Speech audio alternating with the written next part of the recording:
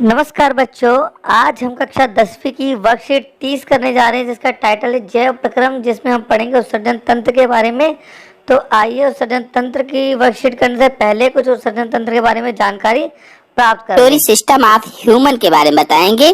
तो पूरी जानकारी के लिए मेरा पूरा वीडियो अंत तक ध्यान से देखिए, और यदि अभी तक हमारे चैनल को सब्सक्राइब ना किया हो तो सब्सक्राइब जरूर कर लीजिए। तो चलिए शुरू करते हैं। सबसे पहले उत्सर्जन की परिभाषा को बता देते हैं। मतलब ये कि उत्सर्जन किसे कहते हैं अथवा एक्सक्रीशन किसे कहते हैं, इसकी परिभाषा जान लेते हैं। तो शरीर में उपापचय क्रियाओं या मेटाबॉलिज्म के फलस्वरूप बने बेकार तथा हानिकारक नाइट्रोजन युक्त पदार्थों को शरीर से बाहर निकालने की क्रिया को उत्सर्जन या एक्सक्रीशन कहा जाता है। चलिए इस परिभाषा को और अच्छी तरह से समझा देते हैं। हम सभी जानते हैं कि सभी जीवों में अपचय क्रियाओं के अंत में कुछ अपशिष्ट पदार्थ बनते हैं, अर्थात वेस्ट प्रोडक्ट का निर्माण होता है। आपको बताता चलूं कि वो कौन कौन से पदार्थ हैं जो अपशिष्ट होते हैं हमारे शरीर में। तो ये पदार्थ कौन कौन से होते हैं? इनमें से कार्बन डाइऑक्साइड या CO2, जल, अमोनिया, यूरिया, यूरिक अम्ल आदि वेस्ट प्रोडक्ट बनते हैं या आदि अपशिष्ट पदार्थों का निर्माण हमारे शरीर में होता है। तो इन सभी पदार्थों का शरीर से बाहर निकलना ही उत्सर्जन कहलाता है। तो कुल मिलाकर कहा जाए तो जीवों द्वारा अपशिष्ट या वर्ज्य पदार्थों को शरीर से बाहर निकालने की क्रिया विधि को ही उत्सर्जन कहा जाता है या अंग्रेजी में एक्सक्रीशन कहा जाता है। यहीं पर यह भी बता दूं कि शरीर के वह अंग जो उत्सर्जन में सहायता करते हैं उत्सर्जी अंग कहलाते हैं। चलिए अब मनुष्य के उत्सर्जी तंत्र के बारे में समझ लेते हैं। मनुष्य या सभी कशेरुकी जंतुओं में प्राथमिक उत्सर्जी अंग वृक्क या किडनी होते हैं, या कहा जाए तो ये मुख्य उत्सर्जी अंग होते हैं। इसके अलावा भी यकृत, फेफड़े, त्वचा, प्लीहा तथा आहार नाल में आंत्र उत्सर्जन में सहायता करते हैं। तो मनुष्य में उत्सर्जी तंत्र के अंतर्गत निम्नलिखित अंग आते हैं: वृक्क या किडनी, मूत्र वाहिनियां या यूरेट्रस, मूत्राशय या यूरिनरी ब्लैडर और मूत्र मार्ग या यूरेथ्रा। तो चलिए अब इन सबको एक एक करके समझा देते हैं। तो पहला अंग है वृक्क या किडनी। सबसे पहले वृक्क या किडनी की स्थिति अथवा लोकेशन के बारे में जान लेते हैं कि ये किस जगह पर होती है। जैसा कि आप चित्र में देख रहे हैं, मनुष्य में एक जोड़ी वृक्क उदर गुहा के पृष्ठ भाग में स्थित होती है, अर्थात मनुष्य में 2 किडनी होती हैं जो उदर गुहा में कशेरुक दंड के पार्श्व में स्थित होती हैं या रीढ़ की हड्डी के दोनों तरफ पाई जाती हैं। हमारे वृक्क गहरे लाल रंग के होते हैं, अर्थात किडनी लाल रंग की होती हैं तथा इनकी आकृति सेम के बीज जैसी होती है। जैसे सेम का बीज होता है बिल्कुल वैसे ही इनकी आकृति होती है। प्रत्येक वृक्क या किडनी लगभग 10 से 12 सेंटीमीटर लंबी तथा लगभग 6 सेंटीमीटर चौड़ी और लगभग में 3 सेंटीमीटर मोटी होती है।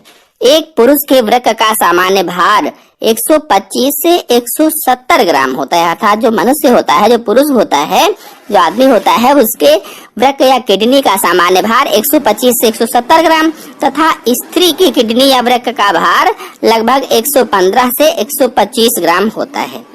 बाईं किडनी दाएं की अपेक्षा कुछ नीचे स्थित होती है। चलिए अब वृक्क या किडनी की संरचना को समझ लेते हैं। जैसा कि आप चित्र में देख रहे हैं, प्रत्येक वृक्क का बाहरी तल उठा हुआ या उत्तल या कॉन्वेक्स होता है और भीतरी तल अवतल होता है, जो भीतर की ओर धंसकर गड्ढे जैसी संरचना बनाते हैं।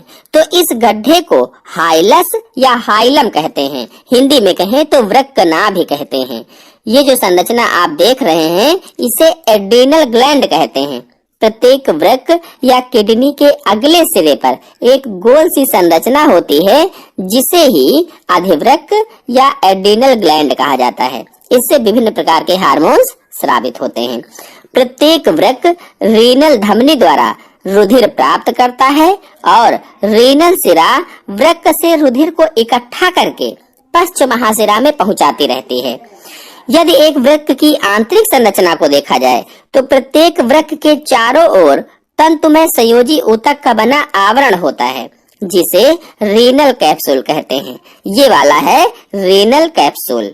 अनुलंब काट में वृक्क के 3 भाग होते हैं, जिसमें से 2 स्पष्ट दिखाई देते हैं और एक अंदर की ओर होता है। पहला वाला ये है जिसे बलकुट या कॉर्टेक्स या रीनल कॉर्टेक्स कहते हैं, तथा दूसरा वाला भाग ये है, ये मध्यांश भाग होता है जिसे मेड्यूला या रीनल मेड्यूला कहते हैं, तथा तीसरा वाला भाग जिसे रीनल पेल्विस कहते हैं, ये वाला है। जैसा कि आप चित्र में देख रहे हैं, रीनल कॉर्टेक्स के उभार मेड्यूला में धंसे रहते हैं। इन्हें बर्टनी की वृक्क स्तंभ कहा जाता है या रीनल कॉलम्स ऑफ बर्टनी कहते हैं। जैसा कि आप चित्र में देख रहे हैं, यही है बर्टनी के वृक्क स्तंभ। इन्हीं स्तंभों के कारण मेड्यूला अनेक पिंडों में बटा सा दिखाई देता है, जिन्हें पिरामिड्स या रीनल पिरामिड्स कहते हैं। और वृक्क का तीसरा भाग ये है रीनल पेल्विस। यह प्रत्येक वृक्क में सबसे अंदर की ओर एक खोखले कक्ष के रूप में होता है, जिसे रीनल पेल्विस कहते हैं। वृक्क में बना मूत्र मूत्रवाहिनी में जाने से पहले रीनल पेल्विस में इकट्ठा होता है। तो इस प्रकार से यह वृक्क या किडनी की संरचना हो गई है। चलिए अब आते हैं उत्सर्जी तंत्र के अगले अंग मूत्रवाहिनी या यूरेट्रस पर। जैसा कि आप चित्र में देख रहे हैं, यह है मूत्रवाहिनी। एक जोड़ी मूत्रवाहिनियां मूत्र को वृक्कों से मूत्राशय में लाती हैं। प्रत्येक मूत्रवाहिनी लगभग 25 से 30 सेंटीमीटर लंबी तथा लगभग 1.5 सेंटीमीटर मोटी नलिकाएं होती हैं। प्रत्येक मूत्रवाहिनी अपनी ओर के वृक्क कोटर या रीनल साइनस में स्थित कीपनुमा पेल्विस में से प्रारंभ होकर मूत्राशय की पिछली दीवार के पार्श्व भाग में स्थित एक तिरछे छिद्र द्वारा मूत्राशय में खुलती है। आपको बता दूं कि ये तिरछे इसलिए होते हैं ताकि इन छिद्रों से मूत्र वापस न जाए। ट्रांजिशनल एपिथेलियम तथा पेशियों के कारण मूत्रवाहिनियों की दीवारें काफी फैलने वाली होती हैं। पेशियां इनमें क्रमाकुंचन अथवा तरंग गति उत्पन्न करती हैं, जिससे मूत्रवाहिनियों में मूत्र का बहाव बना रहता है। इन गतियों के कारण भी मूत्र वापस मूत्रवाहिनियों में नहीं जा पाता है। अगला उत्सर्जी अंग है मूत्राशय या यूरिनरी ब्लैडर। मूत्राशय श्रोणि गुहा में स्थित होता है। जैसा कि आप चित्र में देख रहे हैं, यह है मूत्राशय। यह एक थैलेनुमा अंग के रूप में होता है, जो पुरुषों में मलाशय के आगे तथा स्त्रियों में योनि के ठीक ऊपर स्थित होता है। इसमें मूत्र इकट्ठा होता है। मूत्राशय की दीवार मूत्रवाहिनी की अपेक्षा मोटी तथा अधिक फैलने वाली होती है, जो कि मूत्र भरने के साथ साथ फैलती जाती है। आपको बता दूं कि मूत्राशय में औसतन 700 से 800 मिलीलीटर मूत्र भरा जा सकता है। चलिए अब आते हैं उत्सर्जन तंत्र के अंतिम अंग मूत्र मार्ग या यूरेथ्रा पर। मूत्राशय के अग्र छोर पर मूत्र मार्ग होता है। जैसा कि आप चित्र में देख रहे हैं, यह है मूत्र मार्ग।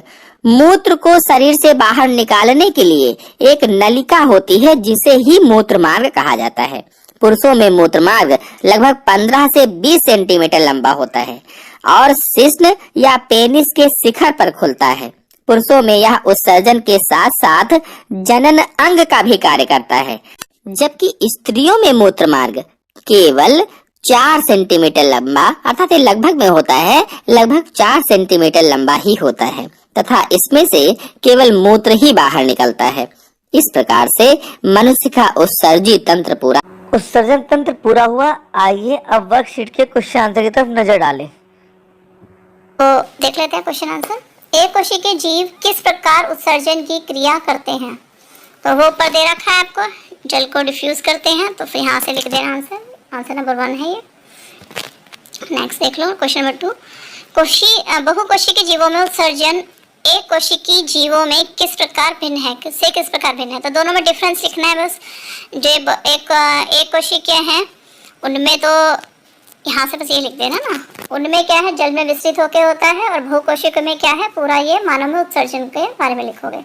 तो आप क्या करोगे कि ये वाला लिखना और फिर ये डिफरेंस में फिर मानव में उत्सर्जन यहाँ पे लिख देना साथ में, तो ये इसका आंसर हो जाएगा। नेक्स्ट थर्ड क्वेश्चन, वक्र के कार्यात्मक इकाई क्या है? तो यहाँ पे लिखा हुआ है ना नेफ्रॉन, वक्राणु। या वक्र की पूछिए ना, हाँ तो वक्र की तो यही आएगी। और नेक्स्ट देख लेते हैं, मूत्र निर्माण में अति सूक्ष्म निस्यंदन की एक महत्वपूर्ण भूमिका है। नेफ्रॉन में यह कहाँ होता है? तो ऊपर दे रखा है आपका, यहाँ पे, यहाँ से लिख देना इस पॉइंट को। अधिक दाब के अंतर्गत कोशिका गुच्छ अति सूक्ष्म निस्यंदन द्वारा विलय पदार्थों को बोमन सप्यूट में धकेलता है। तो इसकी जो पोजीशन है वो कहाँ पर है?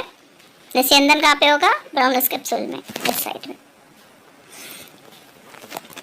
तो नीचे देख लेते हैं नेक्स्ट क्वेश्चन क्या है। फिर है नेक्स्ट क्वेश्चन हमारा कि मानव सर्जन तंत्र का नामांकित चित्र बनाइए। तो वैसे तो इसमें दे रखा है नामांकित चित्र, लेकिन आपकी एनसीईआरटी की बुक में बहुत ब्यूटीफुल दिया हुआ है। तो बेटर तो यही है कि मानव सर्जन तंत्र का जो नामांकित चित्र है वो आप उससे ही बनाओ, एनसीईआरटी की बुक से। वैसे ये वाला बना। आइए अब उत्सर्जन तंत्र को एनिमेशन के द्वारा थोड़ा जानें।